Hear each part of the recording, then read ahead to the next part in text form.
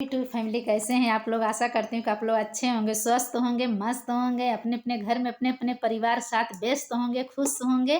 और खुश सबको रहना भी चाहिए। और देखिए, मैं एक बहुत सुंदर सा नाच कहरवा गीत सुना रही हूँ कि पत्नी नैहर में है और पति फोन करके बार बार उसको परेशान कर रहा है। सुनिएगा गाना के माध्यम से आप लोग, और सुन के कमेंट, लाइक सब्सक्राइब कमेंट जरूर करिएगा। अरे रेलिया से उतरे, अरे रेलिया से उतरे, हरे कुआ नमा बतिया वै दौलहा हाँसी हाँसी मांगे मोर गवाना माना। सैया हाँसी हाँसी मांगे मोर गवाना माना। अरे रेलिया से उतरे, हाई कुआ नमा बतिया वैसैया हाँसी हाँसी मांगे मोर गवाना माना। दुल्हा हाँसी हाँसी मांगे मोर गवाना माना। हे गवाना माना हो, गवाना माना, सैया हाँसी हाँसी मांगे मोर गवाना माना। दुल्हा हाँसी हाँसी मांगे मोर गवाना माना। अरे मचिया ही बैठले अम्मा बढ़ाई तीन, मचिया ही बैठले अम्मा बढ़ाई तीन। अरे मचिया ही बैठी, अरे मचिया ही बैठी है, अरे माई बढ़ई तीन, माई दैना दे तू हमारो गवाना माना। माई दैना दे तू हमारो गवाना माना।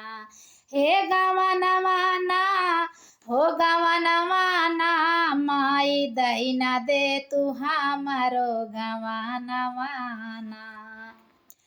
अरे ये सौ के सलिया बेटी गामा छामा कर तू, ये सौ के बेटिया, ये सौ के सलिया बेटी गामा छामा कर तू।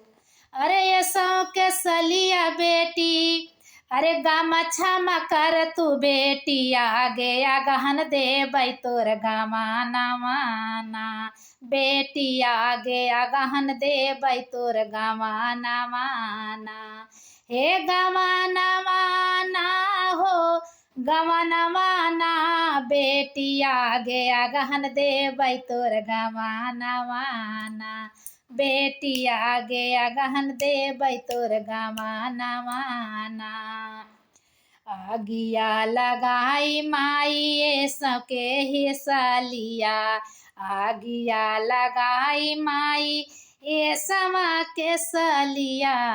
अरे आगिया लगाई माई हे ये सौ के सलिया, माई नाही मानत कहना मोर बला मुआना। माई नाही मान कहना मोर बला मुआना।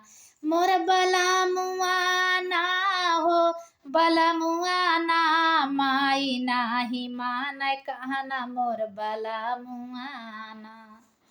अरे रेलिया से उतरे, अरे रेलिया से उतरे, कुआ नवा बतिया मैं दुल्हा हाँसी हाँसी मांगे मोर गवाना माना।